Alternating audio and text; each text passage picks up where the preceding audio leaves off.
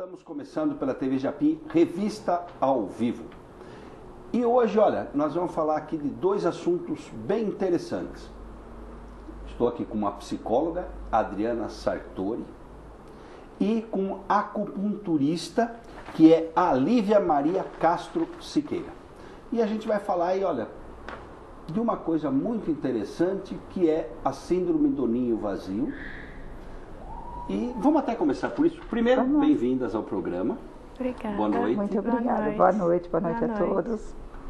Vamos começar com você, Adriana. Me fala. E aí, o que é a síndrome? Você é psicóloga, você fez especialidade nessa área. Isso, na verdade... Fala um pouco de você, do seu currículo que você fez. Eu sou psicóloga, formada aqui em Jundiaí, pelo Anchieta. Aí depois fiz uma especialização em abuso, dependência e compulsão em São Paulo. E depois disso eu fui trabalhar no Hospital das Clínicas. Fiz o meu mestrado, sou mestre na psiquiatria do Hospital das Clínicas, no ambulatório de transtorno e controle do impulso. E foi lá que eu fui estudar um pouquinho sobre a síndrome do ninho vazio. A gente estava tentando entender de que forma a síndrome do ninho vazio poderia interferir no período onde a pessoa ficasse em casa sem os filhos.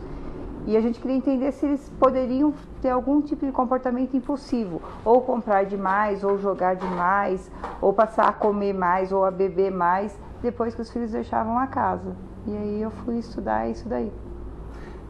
Fala uma coisa, vamos explicar primeiro, o que é essa síndrome? A síndrome do ninho vazio, ela é caracterizada por um sofrimento que os pais têm depois que os filhos deixam a casa. E às vezes a gente confunde, né? A gente fala de ninho vazio e síndrome do ninho vazio. Então, ninho vazio é um período sem sofrimento, um período, quando a gente está falando só do período. E a síndrome não, é quando a pessoa, o pai e a mãe começam a sofrer pela ausência dos filhos. Então, eles se tornam mais deprimidos ou tem foi comprovado pelo meu trabalho, pelo menos em relação ao jogo, eles passaram a jogar mais ou foram buscar atividade de jogo depois que os filhos deixaram a casa. Então a gente já, nesse mesmo sentido, acaba acreditando que outras situações como compra, bebida, também acaba sendo influenciada pela ausência dos filhos na casa. Olha, isso na nossa cultura aqui, né? Mas e na cultura americana, que os filhos saem bem cedo? Então, lá, não é interessante? Isso. Porque certeza. Lá eles vão fazer os intercâmbios, ou vai para a faculdade, ou vai, né, para o trabalho. O normal é sair logo com a faculdade e já sair de casa, né? Os pais querem que... Então, na verdade, lá acontece bem menos do que aqui, mas também tem um pouco, principalmente aquelas mães que se dedicam exclusivamente à criação dos filhos, essas sofrem tanto lá quanto aqui. Mas é muito raro lá porque normalmente as pessoas elas têm outros tipos de atividade. O brasileiro e também os japoneses é que tem essa cultura de ter todo mundo perto e precisar da família ali até a velhice. Os americanos eles conseguem se virar sozinhos, basicamente, às vezes eles se preparam para isso. Já os japoneses não, normalmente eles têm um filho só, ou os chineses, né? Eles têm um filho só e eles também sofrem muito, porque esse filho, ele também sai quando... Porque é natural, né? Você vai sair da sua casa. Exatamente. E lá é muita coisa rural, né?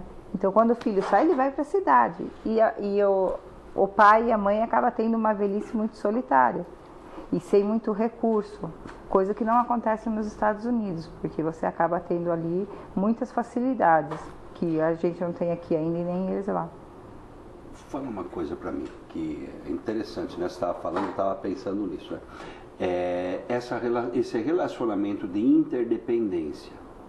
E normalmente isso também está mudando em relação à mulher, né? Porque hoje a mulher é profissional. Estou aqui diante de duas mulheres profissionais. Já não é a mulher dona de casa, não, né? Porque essa é pior. Essa só. Né? Essa está perdida. Uhum. Ainda mais se o marido largar. Exatamente, que é o que acontece normalmente. Então, vem aí essa questão, e também quero saber da Lívia, que a Lívia é acupunturista, mas vamos também, e depois nós vamos para a acupuntura, vamos fazer um bate-bola misturado. Vocês saíram de casa ou não? Cedo? Como é que ficou isso? Ou não? Não, eu fui... Quando eu fiz faculdade, eu ia e voltava, morava em Jundiaí e voltava todo dia. Aí quando eu fiz especialização, eu quis sair de casa para ter essa experiência de sair de casa. Morei 2 anos em São Paulo. Sozinha? Ou com amigas? Com a minha irmã. Tá. Dividiu o apartamento, eu e ela. Na sua casa são 2 irmãos? Somos em 3, né? Meu irmão mais velho, a minha irmã do meio e eu sou a caçula. Mas era uma época que estavam os 3 fora de casa, né? Só meu pai e minha mãe. Eles ficaram aqui, os 3 estavam morando em São Paulo. E meu pai e minha mãe aqui. Foi tranquilo, meus pais não têm muito isso de querer ficar perto. Sempre foi cada um fez o seu, vai indo e tá tudo bem. E você? Bom, eu casei com 21 anos, então eu saí cedo não para estudar, mas eu tenho 6 irmãos. Então para minha mãe também não foi um problema, porque eu tenho um irmão mais novo, então para ele foi muito tranquilo, para ela foi muito tranquilo. E nessa saída de todos os filhos ainda veio um neto para morar com ela, que também acabou suprindo isso. Mas ela sentiu um pouco, sim, porque ela saiu de uma casa totalmente movimentada. Nós com 6 filhos. Exatamente. Aí entra os namorados, namoradas. Isso. Nossa, dá 10 pessoas aí, exatamente. 15 pessoas. A reunião de domingo na minha casa é para 30, então é uma coisa bem agitada. Almoço é uma festa, né? Então, ela sentiu um pouco, sim. Mas ainda ela conseguiu se equilibrar, ela não chegou a uma depressão, não. Mas eu acho que muito por conta desse sobrinho que acabou indo morar com ela. E acho que ela foi a minha inspiração para estudar um pouco sobre a síndrome do ninho vazio, porque eu pensava sobre isso. Eu falava, nossa, a hora que sair o último, como é que essa mulher vai dar conta de tudo isso? Até porque eles não tinham nenhuma atividade social. O meu pai não tinha, assim, muitos amigos, eles não frequentavam clubes, mais reservados. E isso é um problema sério. Porque quando a criança sai de casa, você passa a reencontrar o seu namorado, o seu amor. E se você só voltou a sua vida para a criação dos filhos e você não cuidou disso, você tem um estranho dentro de casa que você tem que lidar. E aí acontece a separação que você falou.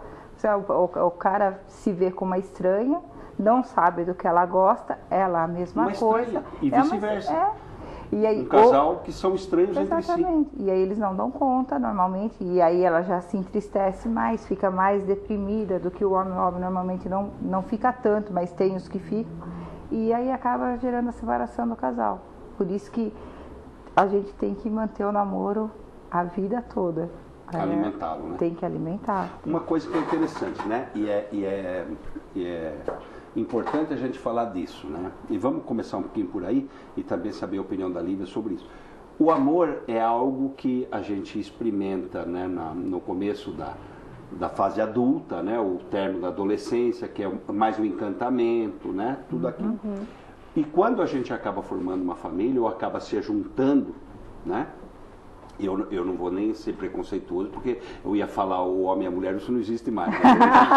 Certo? Então, não, tem de tudo. Hoje juntamos, tá seres humanos. Tudo certo. Uhum. Certo? Tá tudo certo, seres humanos se ajuntando. Mas isso tem que ser alimentado diariamente, né? Não é isso? Como vocês verem isso na área de vocês? E precisa dessa alimentação, porque ele acaba. Se não for alimentado, ele acaba. E mais, ele acaba até independentemente de quem, se é pai, mãe, filho, ele precisa ser regado. Exatamente. Não é isso? Fala um pouco sobre isso. O que você acha? Não pode falar. Então, na verdade, a gente deveria aprender isso na escola. A gente deveria ter esse tipo de educação e entender que a família, ela existe, a gente tem que dar atenção para a filha, a gente tem que dar atenção para o marido, mas os filhos vão crescer, eles vão criar as próprias famílias, eles vão sair de casa. E a minha avó me ensinava muito isso. Ela sempre falou assim, a comida em casa é para o seu avô. O que o seu avô gosta é o que a gente faz. Porque o seu pai, a sua tia, eles comiam depois do horário, se não era o que ele queria. Mas ela sempre passou esse cuidado. Eu cuido do meu marido. E isso ficou claro para mim. Porque eles cresceram, eles criaram a família deles. E quem ficou do lado da minha avó foi o meu avô. Sim. Então, porque os filhos vão embora. Nessa questão do ninho vazio. Vão embora. E agora que tem que ser alimentado entre filhos e mães, isso também é real. Porque a criança, ela cresce e ela aprende a dar amor para o outro a partir do momento que ela recebe na sua casa. E se ela não recebe, ela vai repetir esse padrão fora. E repete com a esposa e também repete com o filho. Então a gente tem que mostrar. Um cara agressivo, provavelmente o pai dele foi agressivo. Exatamente. Porque ele vai repetir o modelo. E isso é um abusador também, uma pessoa que abusa de uma criança, que normalmente é alguém que foi abusado. Um alcoolista normalmente tem um pai ou uma mãe alcoolista, então isso é passado.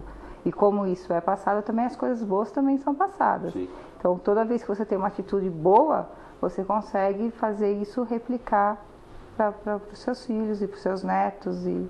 Depois eu quero voltar numa questão que hoje está acontecendo, que na minha época era impensável, né? Porque eu saí de casa com 18 anos.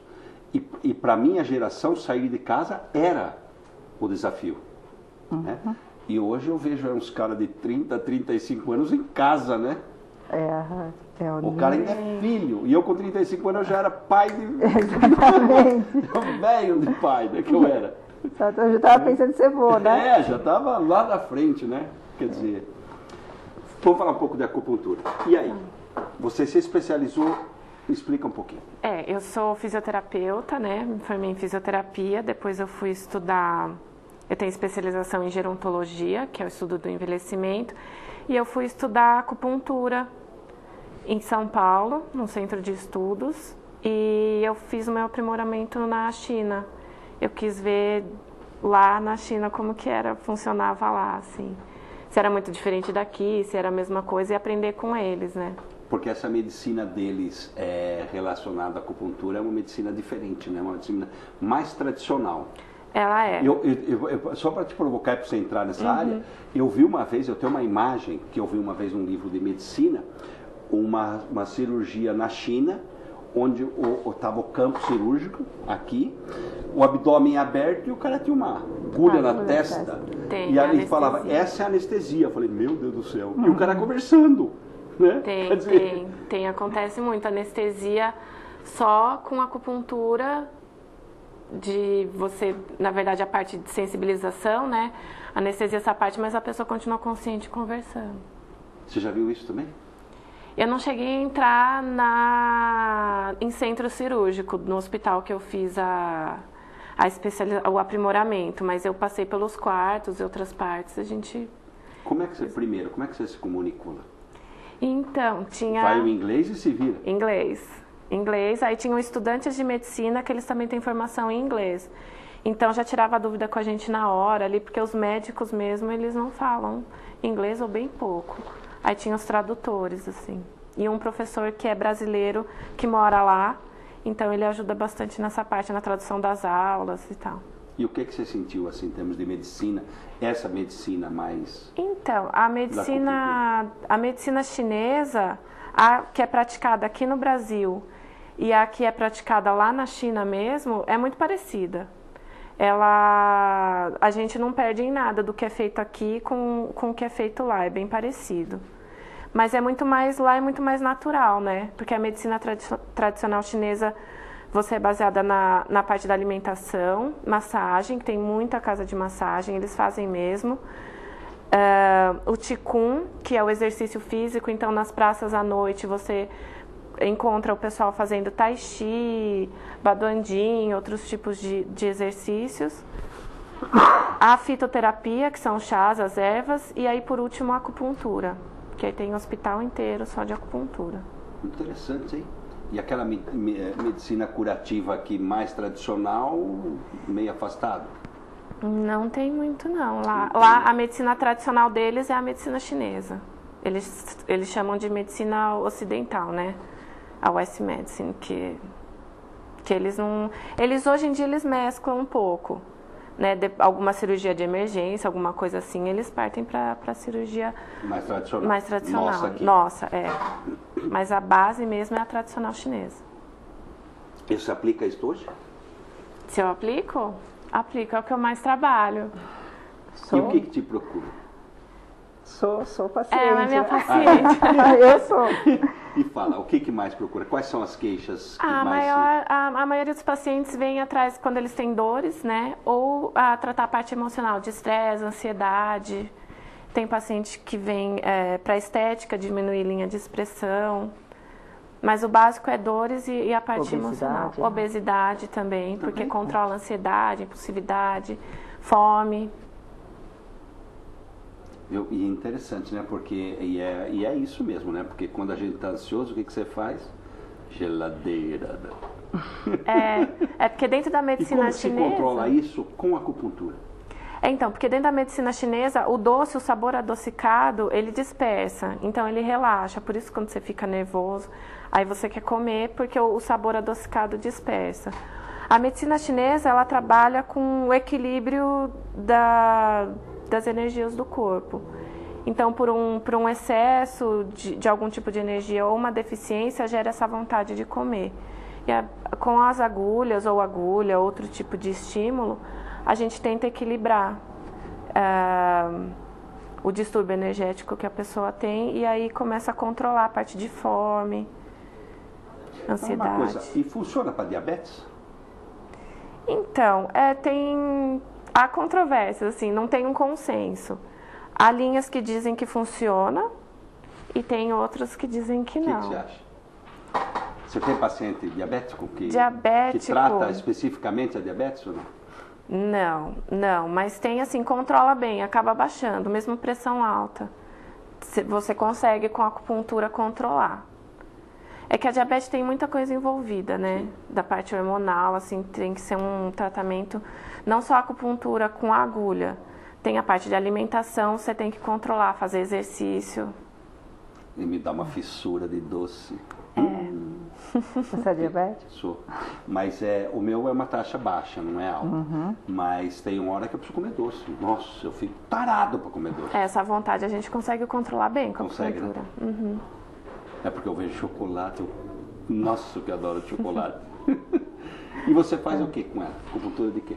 Então, não, na verdade, é mais em busca do equilíbrio mesmo. Assim, eu não fui buscar por nenhum motivo, não tenho dores no corpo, eu não tenho, mas aí o que a Lívia procura fazer é me deixar sempre equilibrada, melhora a ansiedade, melhora às vezes um pouco da irritabilidade, que é uma coisa para mim já TPM, isso também me ajuda bastante. Então, para as mulheres. Para as mulheres. TPM, porque eu não tenho dó das mulheres, eu tenho dó daquele cara casado com 3 filhas. Meu Deus do céu. O seu marido. O meu marido. Então, e de repente, tudo junto, vai embora, sai de casa. E a tendência é tudo junto. Mulher que convive muito junta, vem a TPM acabam menstruando mais ou menos. Tudo junto, Nossa, coitado. Teve que sair de casa. E falou, olha, eu vou ficar 3 dias fora. E houve uma melhora significativa. Eu já sempre brincava comigo que a minha TPM durava 30 dias. Hoje já dura 20. Então, tô brincando, melhorou muito, assim, eu já não tenho mais aquela coisa assim de ficar muito irritada quando eu tô no período pré-menstrual. Então me ajudou bastante. Por isso que eu mantenho. E é importante isso. E fala para as mulheres, porque acho que tem muitas mulheres que não sabem disso, né? E acabam tendo essa dificuldade, principalmente nessa época pré-menstrual, e acaba alterando mesmo, porque altera o comportamento, né? Altera mesmo. E normalmente altera para agressividade, né? Não altera ficar meiga. Ai, meu amor, não. Porque mulher é um ser hormônio dependente, né? Então, se o hormônio estiver descontrolado, ela vai estar descontrolada, irritada, vai estar chorona, inchada, sensível, com dores. E a acupuntura, ela vem trazendo vem trazendo para dentro assim um equilíbrio dinâmico. Porque trabalha com energia, é isso? Trabalha com energia.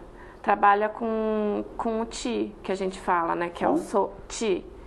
Qi, que é o sopro da vida. Não tem uma tradução do mandarim para o português. A gente traduz em energia, que é o mais perto. Então ele trabalha com a harmonização do Qi pelo corpo, né? Porque assim, os distúrbios, ou há uma estagnação de energia em algum lugar, ou se perde, ou tem uma deficiência, ou tem um excesso, que irritabilidade geralmente é excesso de energia, uma apatia tem deficiência, e a gente vai orientando sempre a procurar uma boa alimentação, porque também é a base de tudo. Faz parte.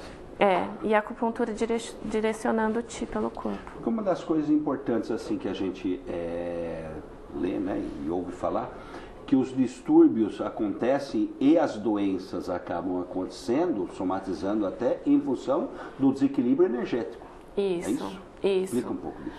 Porque na verdade a medicina chinesa, ela diz que o distúrbio, toda doença tem um fundo emocional, que o primeiro distúrbio energético vem de um distúrbio emocional, que aí você acaba às vezes somatizando ou não e acaba gerando doença, né? E daí depois fica muito mais difícil, né? Você vai deixando para depois, o tratamento sempre é mais longo. Ao mesmo tempo que você demora para chegar até a doença começar o tratamento, é o da volta. Né? Quanto tempo mais ou menos um tratamento energético, como que você faz para manter o equilíbrio? Ele começa e precisa ser mantido? Ou ele tem um prazo? Como é que funciona? Então, depende muito do que a pessoa tem, da queixa do paciente. Dores agudas, elas curam mais rápido do que dor crônica. Né? A parte emocional, o ideal é que você tenha uma manutenção com o tratamento. E sempre alimentação, exercício. Muito líquido. Eu ouvi sempre dizer que líquido, além da necessidade, né? Mas... na medicina chinesa, o muito líquido depende de cada pessoa. Tem uma pessoa que precisa de mais, tem pessoa que não precisa tanto. Então aí você tem que achar o equilíbrio do seu corpo que você se sinta bem. Se você está bem com a quantidade de líquido que você ingere. Você tem um padrão, mas os tratamentos são individuais. São totalmente individuais. Porque tem toda uma avaliação extensa, né, de todos os seus hábitos de sono, de alimentação, de exercício, de rotina, de estresse, para conseguir achar o diagnóstico energético, né? Dar o diagnóstico energético. E o tratamento tem que ser específico, é bem específico. Depois eu quero falar você vai chegando a uma certa idade, o sono vai diminuindo. Vai. Interessante. E estou vendo cada vez eu durmo menos. Verdade. Né? Isso é. Mas antes, vamos voltar um pouquinho, vamos falar dessa questão aí agora dessas pessoas que saem tarde de casa. E que acabam alterando esse comportamento familiar, porque como a gente saía na minha geração, na geração dos pais de vocês, a gente saía antes. Com certeza. Né? Porque era estimulado, inclusive, para isso. Né? Hoje não. Hoje... Onde você mora? Eu moro com meu pai.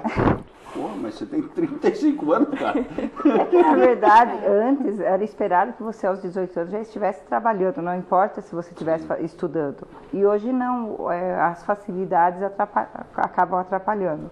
A criança, por exemplo, a lei, você não pode trabalhar antes dos 16 anos. O normal com 12. Com 12. Com 12 já tinha carteira, a minha geração com 12. Já tinha carteira assinada. Então, isso fez com que as pessoas acabassem amadurecendo mais tarde mesmo. Eles, com 20 anos, indo para uma faculdade, eles se sentem totalmente despreparados para a vida. Sim. E não se sentem no listão, né? Eles são dependentes ainda, né? Não, financeiramente. Exatamente. Não, a maioria não trabalha e depende totalmente do pai. Então, aí ele se forma entre 25 e 26 anos. Aí que ele vai começar a trabalhar. Normalmente começa com um trabalho com uma remuneração de 800 mil reais. Sim. Ele não sobrevive. Sim. Até ele conseguir um patamar que ele possa sobreviver, ele atingiu os 30, 33 anos. Yeah. E aí ficou nessa coisa. E é muito natural. Os pais, principalmente os brasileiros, eles aceitaram isso com muita naturalidade. Sim. Você não vê os pais se queixando, porque o meu filho está comigo, ainda mora comigo. Então, mas isso não vem até na contramão dessa necessidade de que principalmente da mãe, vamos dizer assim, ela de permanecer mais com esse filho junto, para ela não cair mais no ninho vazio? Com certeza, né? Porque para ela é cômodo. Exatamente. Ela segura o filho finge que está tudo certo, ela finge que está tudo certo e fica por isso mesmo. Mas com certeza tem muito dos pais que acabam segurando mesmo, não querem ver os filhos crescendo, não querem ver os filhos indo à luta e seguram e acham extremamente normal aos 33 anos você tá morando... Ser filho. Ser filho. Quando você tinha que deixar essa família primitiva e você formar sua família. Exatamente. Né? E é um período que, infelizmente... E para as mulheres... desculpa. Não, fica à vontade. Não, completo, porque depois eu vou falar das mulheres dessa idade que acaba trazendo problema, porque com filho, vai acabar tendo filho mais tarde. Exatamente. Quando o próprio óvulo já está mais velho.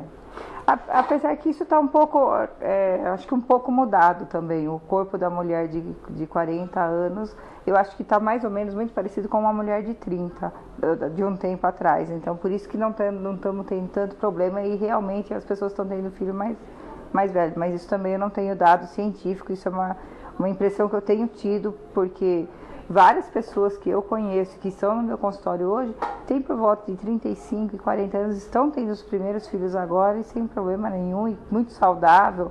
Pessoas que correm, que têm atividade física, que se alimentam bem, que sempre se cuidaram, não são usuários de nenhum tipo de droga. Então, parece que para essas pessoas está muito tranquilo a idade. Mas o que eu ia dizer é que os pais, eles não se dão conta de um período muito importante que eles estão perdendo quando fica com o marmanjo dentro de casa.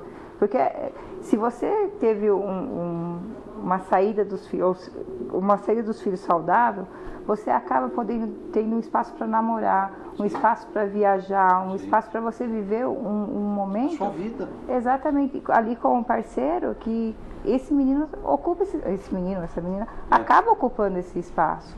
E os pais, eles não se dão conta disso, acabam segurando e perdendo aí uma chance de viver o que viveu na juventude, agora que já está mais maduro, com a situação financeira. Até uma coisa que você falou que é importante, até a reconquista desse antigo amor. Exatamente. Porque tem aquele amor no início, aí formou a família, aquilo cai mais ou menos no cotidiano. Vira uma loucura. Né? Uma loucura. Quando os filhos acabam indo embora, tem que retomar. Exatamente. Você concorda? Porque aí é um reconhecimento daquilo que são outras pessoas, não são aqueles jovens que casaram. Exatamente. São outras pessoas. E aí pode-se descobrir outros prazeres. Exatamente. São outras pessoas com outra cabeça, com outro bolso, né? Sim. Normalmente já estão estabelecidos. Então tem a oportunidade de fazer tudo diferente, de poder fazer coisas que não pôde fazer quando eram mais jovens e ficam presos a essa criança grande dentro da casa. Então, e até questões de mesmo o casal se separando, né, há até a possibilidade de recomeço. Eu conheço cliente meu, principalmente mulher, que se separou já numa certa idade e foi estudar. E a psicóloga. Exatamente. E foi fazer psicologia, foi estudar, foi abrir o horizonte para novas oportunidades. E essas oportunidades não é um novo amor, um novo homem ou não. Pode até ser, mas é as oportunidades da vida. Que pode ter um companheiro ou não. Exatamente. A gente tem sempre que abrir a possibilidade para você aprender coisas novas e ver coisas novas. Então, acho que a separação, neste caso, às vezes é até produtiva. Porque você sai da mesmice, você encara a vida e acaba buscando uma coisa diferente. Mas é bem diferente você conseguir lidar com a separação nessa idade. Não é uma coisa tão simples assim. E também para os filhos, né? Porque aí pinta culpa, nossa, um monte de coisa pela separação dos pais, né? E porque separaram, vão separar e vão seguir a vida. Exatamente. Né? Mas uma coisa que eu tenho observado hoje é que eles estão viajando. Isso. Né? Hoje e as companhias de viagem acabaram se apercebendo que é um mercado fabuloso, grande, rico. Companhia de viagem, né? Hotel, tudo. E por quê? É esse pessoal da terceira idade que já estaria naquela condição de sozinhos, que os filhos já saíram. Se mandar. Né? Eu acho que você é aquele cara que vai sequestrar neto. Eu sou um mico, né? Mas o neto é bom, né? O neto é muito bom. Eu imagino, eu não sou vó ainda, mas eu imagino que ser vô e vó deve ser a coisa mais maravilhosa. Que você pega aquela criança sempre limpa, sempre para brincar e para fazer as coisas. Deve ser uma coisa muito boa. Você pode estragar, né? Não é você que tem que educar e ser o chato ali. Não é uma delícia? Você pode brincar, aí depois, a hora que encher o saco, você fala, toma. Top. É o botão liga e desliga que a gente queria tanto, né? Agora só cansei, leva. Então me traz de volta que eu estou com saudades. Então é uma coisa muito gostosa. E essas viagens vieram a calhar tanto para as pessoas como você disse mesmo para o turismo. Por quê? A terceira idade ela pode viajar em qualquer período. Né? Ela não tem que ocupar o escolar. Exatamente. Então ficou fácil para eles, para o pessoal do turismo, e ficou fácil para o pessoal da terceira idade poder aproveitar um pouco, que é isso que eu estava falando. O que não pôde aproveitar na juventude, porque tinha que criar filho e as coisas eram muito difíceis, agora eles conseguem fazer isso e que faz muito bem para eles. Eu acho que até por isso que a gente está vivendo tanto, né? A gente está conseguindo se divertir mais, está conseguindo ver mais coisa, tendo mais oportunidade. E aí a gente acaba ficando aqui até os 90, quem sabe 100 anos, né? A tendência é... Não é E isso? está aumentando, né? Hoje já devemos estar aí a média de idade, quanto? 70 e alguma coisa? 75, Por aí, né? O homem E antigamente não, antigamente, eu me lembro quando eu era jovem, você falava assim, nossa, aquele cara de 60, que velho que esse cara é. Mas é por aí mesmo. Nossa, hoje 60 anos, você falou, ô meu, Ai, que não! é isso? Eu tinha, né, até o ano passado, ela ainda está viva, não está indo mais para terapia, mas ela tinha 84 anos e começou a terapia exatamente para se conhecer. Olha que coisa bacana, hein? aos 84 E fazendo anos. análise com 84 anos. E eu, assim, eu acho que eu fui privilegiada, porque Sim. eu aprendi muito com essa senhora. Sim, e um porque, tremendo universo. nossa, assim, as coisas que falam e a vivência, só que privilégio. E ela foi aprender sobre a vida, foi entender por que ela tinha algumas reações. Vamos falar um pouquinho disso, porque há um preconceito ainda em relação à análise, né? As pessoas falam, eu não sou louco? Eu já cansei de ouvir isso. É né? verdade. Eu faço análise, nossa, acho que eu fiz a minha vida inteira.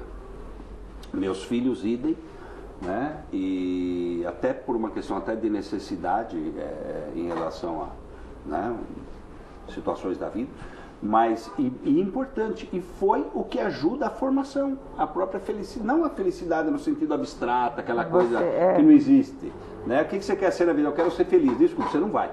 Você vai tomar chapéu, você vai ser traído, você vai passar por de vez em quando a vida vai deixar. De vez em quando você vai ter lampejos de estar feliz. Uma tal felicidade. E mais, quando eu falo assim, eu quero que você seja feliz, filho, a vida inteira, desculpa, você não preparou seu filho. Porque ele não vai ser feliz, ele vai ser frustrado, ele não vai ter felicidade, ele vai levar porrada. Exatamente. Né? Eu falo muito, eu não acho que as pessoas precisam fazer terapia, eu acho que elas merecem. Sim. Eu acho que todo mundo deveria ser uma coisa assim, obrigatória. Todo mundo deveria ter pelo menos 1 hora na semana para sentar e poder pensar sobre si mesmo e quais são as atitudes que tem e por que toma aquelas atitudes e poder escolher se vai continuar fazendo isso Até ou se quer fazer os seus modelos, né? Exatamente, tudo que aprendeu e todas as crenças que a gente acaba aprendendo e que a gente tem como verdade, que se você para pensar um pouco, mais te prejudica do que ajuda. Sim. E você continua reagindo daquela mesma forma em determinadas situações. Então, eu não acho que a terapia é uma coisa que alguém, um ou outro precisa. Eu acho que todo mundo merece, todo mundo merece ter. Precisa e merece. Exatamente. Eu nem sei se precisa, tem gente que acaba lidando com a vida de uma forma ou de outra e se vira. Mas deixa eu até falar um pouquinho nessa linguagem aí. Mas eu acho que às vezes mais atua do que vive, né? Isso, exatamente. E o que é atuação? Vamos, explica aí. Atuação no sentido, vou falar como leigo, que daí você...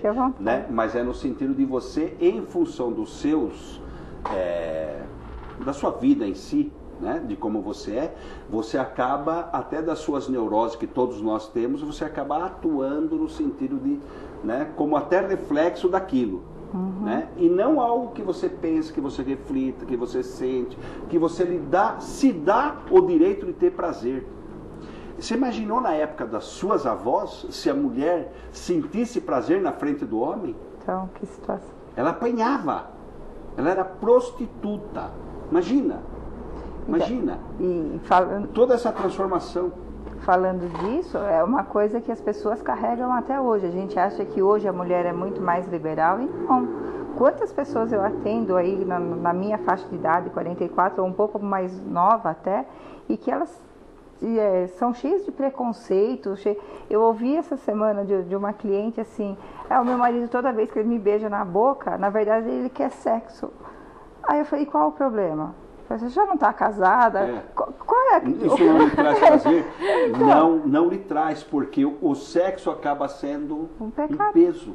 Exatamente, é uma coisa errada, uma coisa ainda. Então, quando você volta nisso e você vai tentar entender o que ela pensa sobre o sexo, você descobre que é exatamente isso, é cheia de preconceito, é uma coisa errada, é uma coisa pecaminosa. Que não é para ser feito a qualquer hora. Você fala, caramba. Então, não, isso é verdade, eu acho. É só depois da missa.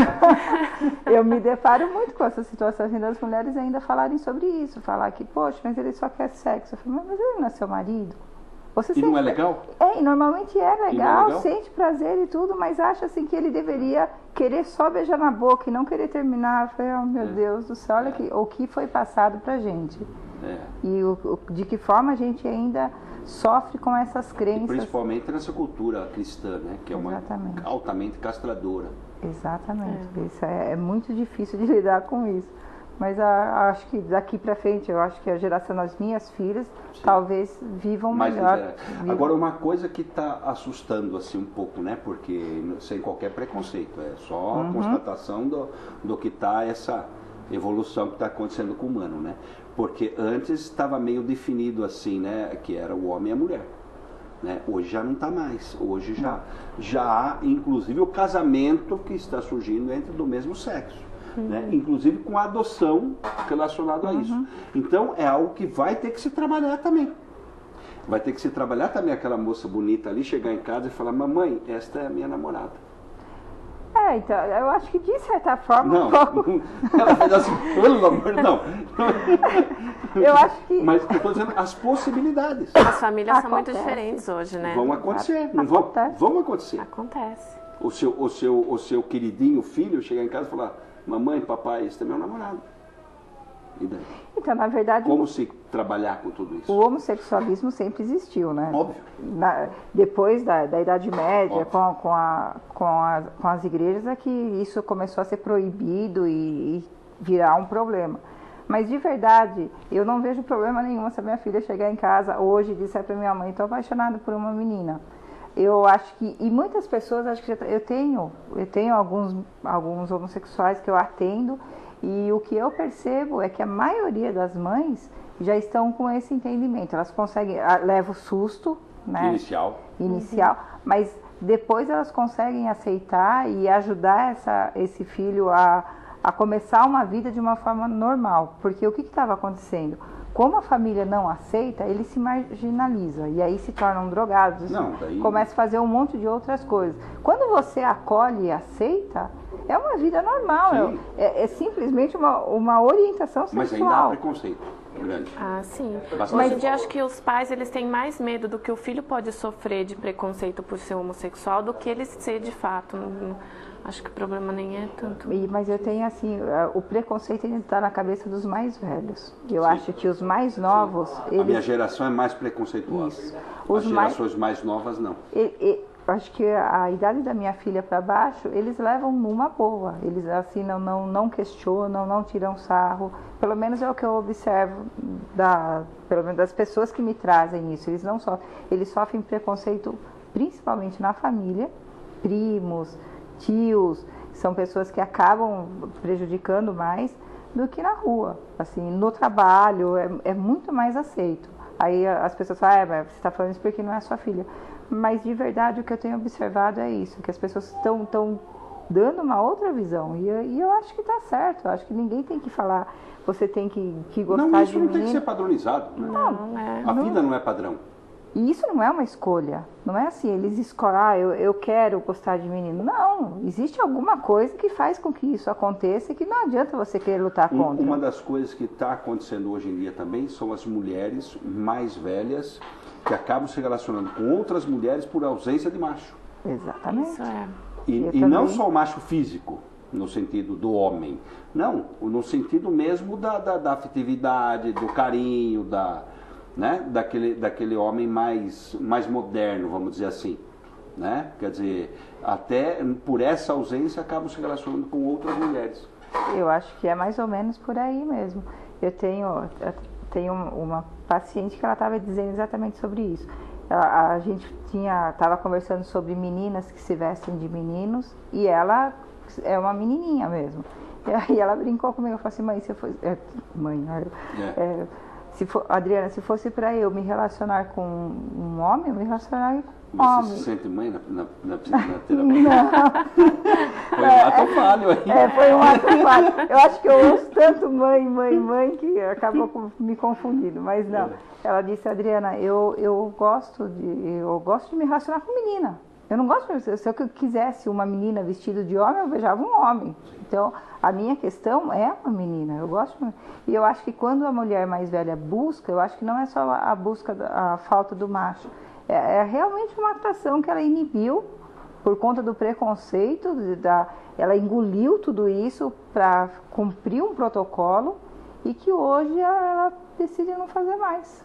Ela decidiu fazer o que ela acha que ela tem que fazer. E aí ela está em busca do que realmente dá prazer para ela. E da própria, é o que a gente chama de felicidade, né? Exato. No sentido do quê? De ter prazer. Exatamente, de poder fazer o que ela tem vontade. De ter essa liberdade até de experimentar coisa que ela não podia experimentar. Nossa, tipo de coisa. Nossa, volta um pouco, imagina. Então, na época dos pais, isso era impensável. E eu acho que para a menina fica pior ainda, né? Parece que para o homem, e eles realmente encararam isso antes do que as mulheres. Hoje você consegue ver muito mais mulheres, né? Mas para elas eu acho que era um pouco mais complicado. Então, eu acho até que é um progresso muito grande elas conseguirem se dar a liberdade de falar, olha, eu vou experimentar, eu não estou feliz no casamento, eu não estou feliz com um homem, o que eu gosto mesmo é de mulher. Boa, vai ser E você feliz. tocou num ponto, na questão do ninho vazio, isso acaba acontecendo porque eu vejo, né? E muitos homens acontecendo isso, vão pro álcool. Exatamente. Né? E acabam bebendo, acabam se tornando alcoólatras, né? E na terceira idade. E na terceira, né? Exatamente. E aí o que acaba acontecendo? A mulher ela já está com a questão do ninho vazio. Os filhos foram embora. O marido acaba se tornando alcoólico e ele acaba sendo ausente nessa relação. Por quê? Porque já está acostumado. É difícil duas pessoas que acabaram se distanciando e se aturando, porque de filhos, voltarem a se encontrar. Por quê? Porque já estão distanciados, já são estranhos entre si. Como é que você vê isso? Não é uma questão a ser trabalhada até em terapia, uma questão mais difícil? Como que você trabalha com isso? Então, para tratar o alcoolismo, normalmente a gente precisa tratar a família, principalmente parceiro, seja o alcoolismo da mulher ou do homem, o parceiro é muito importante nisso. Porque certamente ela se sentiu abandonada, nesse caso que você está falando, ela se sente abandonada quando esse marido sai e os filhos saem também, mas mas certamente ele também se sente abandonado também, e vai buscar a bebida, e vai buscar o amigo do bar, e vai buscar as coisas. A adição exatamente para suprir a ausência. Exatamente. Então, quando vai para uma terapia de casal, e eles conseguem resgatar assim, porque ninguém começa um casamento, ou pelo menos quase ninguém começa um casamento do nada. Assim, acender essa chama de novo, talvez seja muito mais fácil do que as pessoas pensam, desde que eles estejam dispostos a fazer isso. Então, eu acho que essa história do alcoolismo, de outras compulsividades e impulsividades, como é o caso de compras compulsivas também, você vê um monte de mulheres da terceira idade. É que também tem uma questão nessa coisa da compra compulsiva, mas eu vou falar daqui a pouquinho. Principalmente as mulheres, elas passam a comprar mais, a ir buscar um prazer no shopping ou no cabeleireiro para poder se sentir especial em algum momento, porque não recebe a atenção desse marido. E quanto à compra compulsiva, existe uma tendência das pessoas que estudam isso, que apontam que para a mulher é mais grave, mas na verdade para o homem fica menos visível. Como ele é normalmente o provedor e ele cuida da finança, então não fica claro se ele tem a compra compulsiva ou não. E aí... Não é aberta, né? Não é aberta. Como é a mulher, né? A mulher normalmente depende e ela também traz muita bolsa, muito sapato, coisas que ocupam espaço. Agora, um homem que tem 5 celulares, ou que compra terno por, 10, 12 mil reais, ou que compra um carro que ele não pode pagar, ele também é compulsivo, só que ele não aparece como um compulsivo. De outro jeito, né? Exatamente. Então, a gente tem isso daí. Vamos falar um pouco de fisioterapia. Que área fora a acupuntura, que área que você atua? Então, eu fiz a minha especialização em Em gerontologia, que é o estudo do envelhecimento. Então, eu trabalhei com idosos, que é o que eu atuo quando tem alguma coisa em fisioterapia, é dor postural e geralmente com idosos as dores crônicas, né?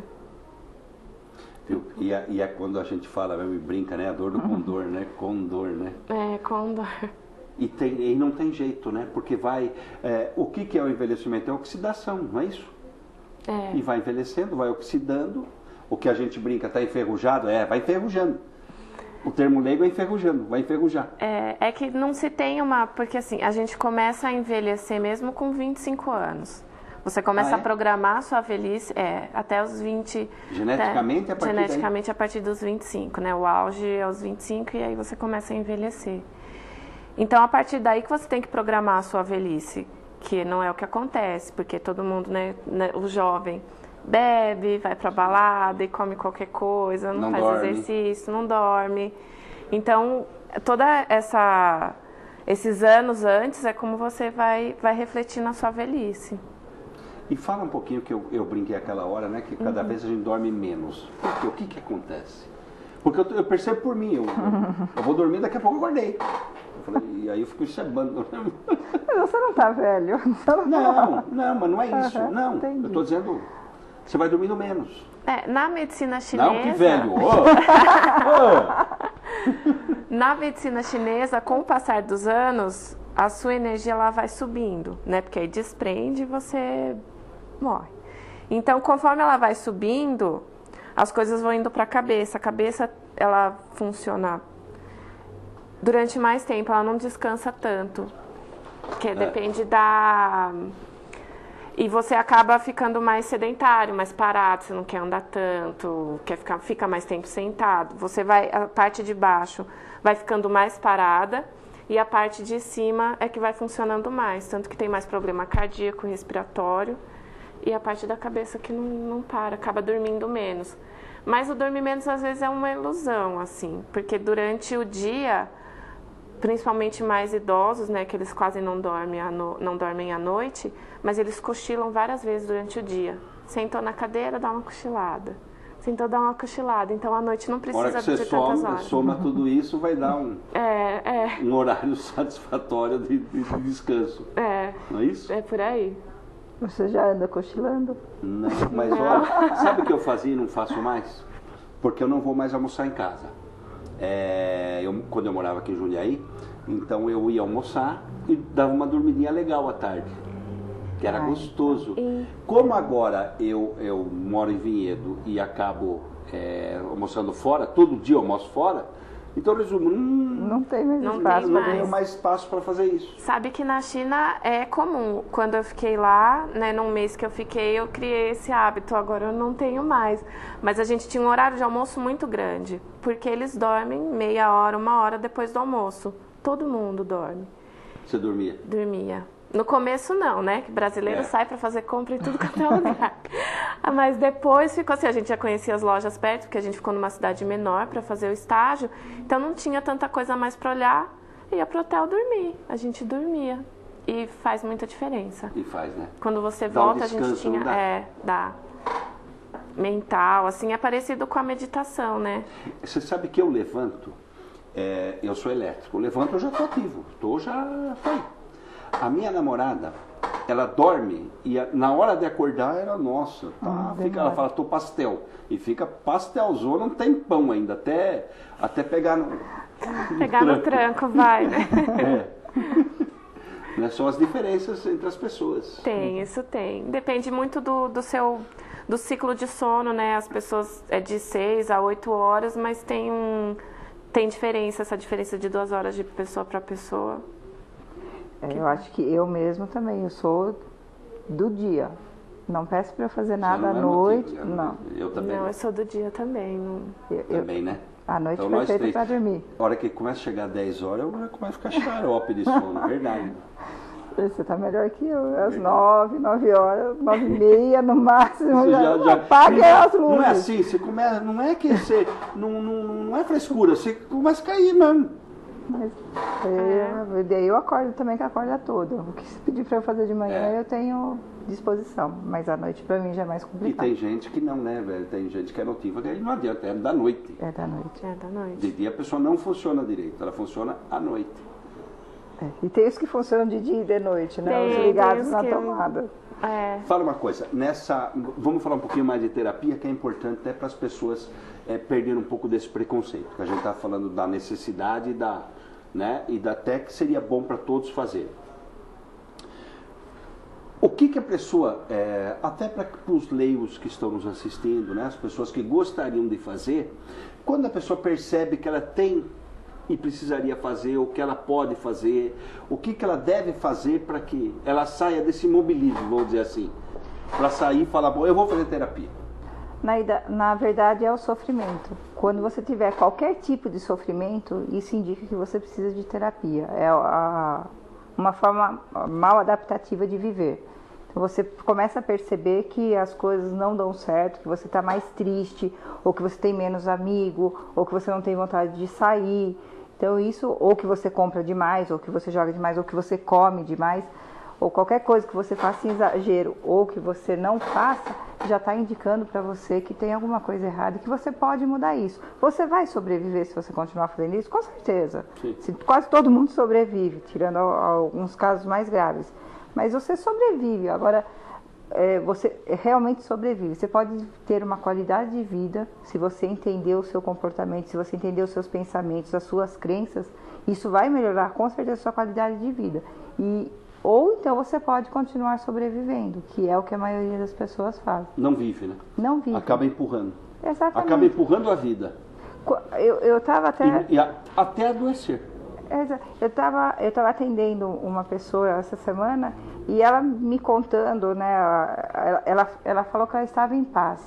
Mas na verdade ela dizia assim que ela não tinha vontade de sair, que ela estava muito tranquila por ficar em casa e que os amigos convidavam, mas ela não sentia prazer, mas também ela não estava mais tão chata, não arrumava mais a casa. E aí eu fui investigando e na verdade a pessoa estava se deprimindo e achando que era natural, que ela já tinha uma certa idade, que era totalmente natural, ela não ter vontade de fazer mais nada, sequer de fazer as coisas. Estava caindo em depressão. Estava caindo em depressão. E para ela não. Quando que a pessoa começa a perceber que ela está caindo em depressão, que ela está ficando depressiva? Bom, a depressão ela é principalmente caracterizada quando você deixa de fazer as coisas que te davam prazer antes. Ou quando você passa a dormir mal, você pode perder peso ou ganhar um peso inexplicável. E é mais ou menos isso que caracteriza uma pessoa deprimida. E é uma coisa assim, a tristeza, as pessoas acham, mas eu não estou chorando, então eu não estou deprimida. E não é bem assim. Nem todo mundo que está deprimido chora. Você pode ter outro tipo de reação.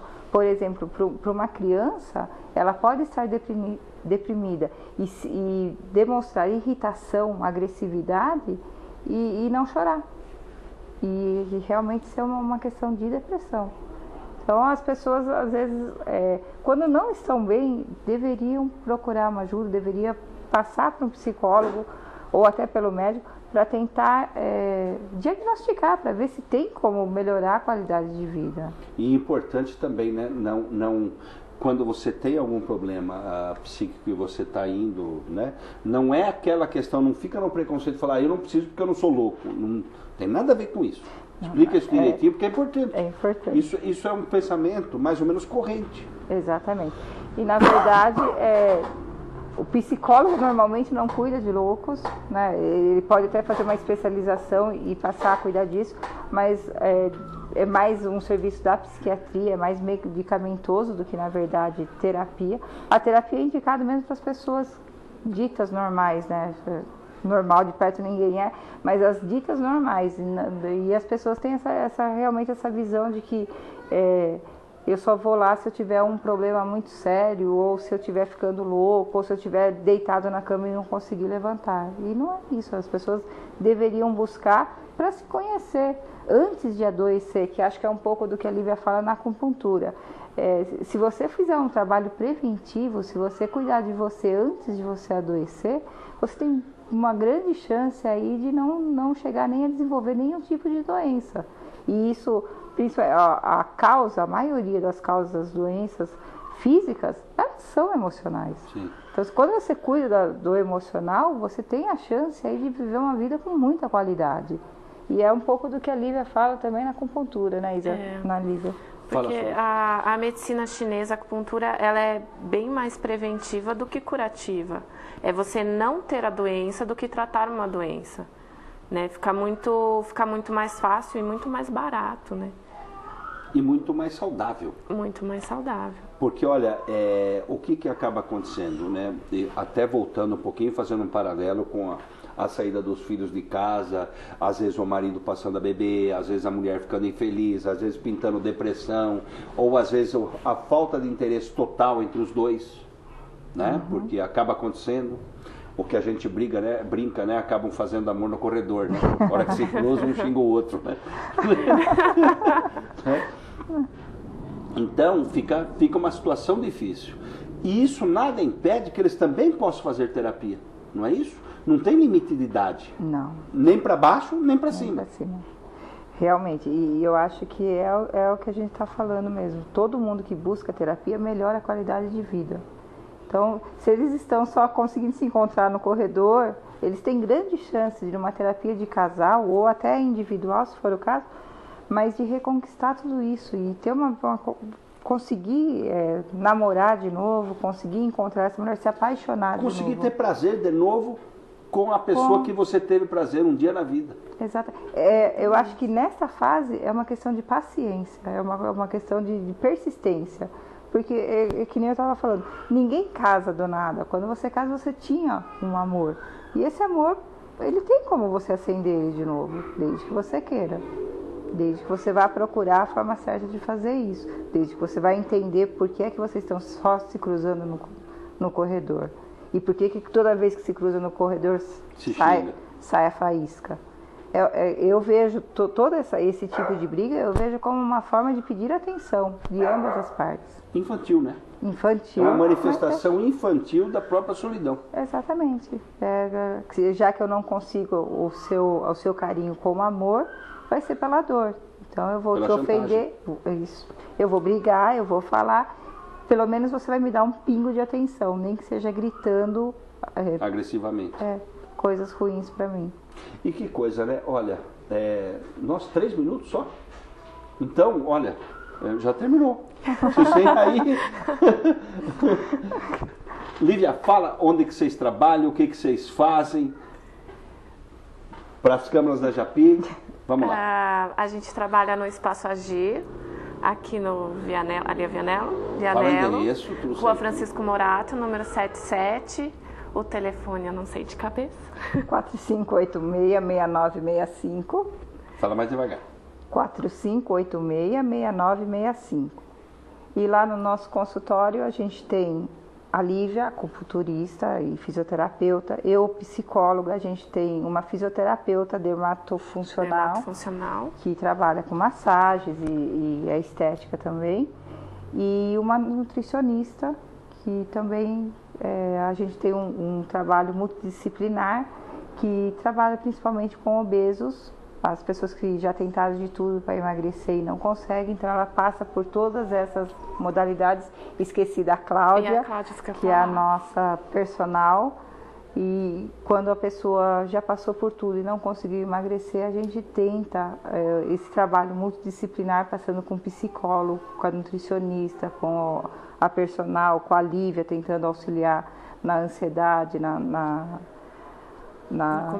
compulsão por comer, para tentar equilibrar e ajudar essa pessoa a emagrecer. Até uma coisa que hoje que existe as cirurgias radicais, né, de redução de estômago e tal, tudo mais, mas se não preparar a cabeça e continuar com cabeça de gordo, vai ter problema e pode morrer. Eu conheço pessoas que tiveram problemas seríssimos, porque não mudou o hábito alimentar, achava ainda que era... tinha o estômago.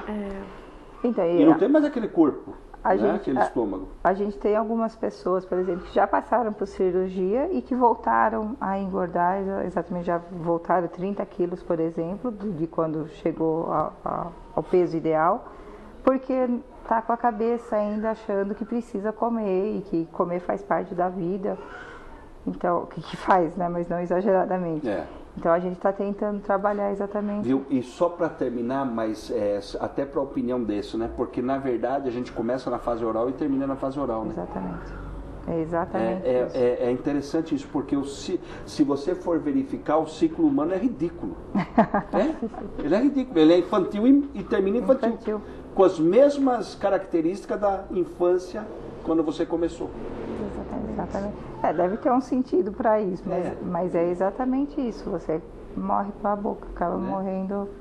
E essas pessoas, assim, precisam realmente de ajuda. Eu acho que a gente até optou para fazer esse trabalho mais sério, porque está aumentando muito a obesidade, desde a adolescência até a vida adulta. E também tem muita porcaria se comendo por aí, né? Poxa, é até triste, né, de ver. A vida ficou mais fácil. E principalmente meninos, né? Jovens, né? Comendo muito porcariado. E esses sofrem. Esses são, o que a gente tem observado, são os que mais sofrem o preconceito dos amigos, das meninas e da própria família.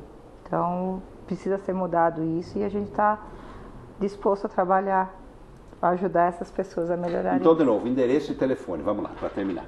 Rua Francisco Morato, número 77. 4586-6965. Espaço Agir. Legal. Vamos ficando por aqui. Hoje nós tivemos um papo aí bastante agradável com a Lívia e com a Adriana. Obrigada. Muito obrigada pela oportunidade. Obrigadão. Um abraço, até mais. Tchau.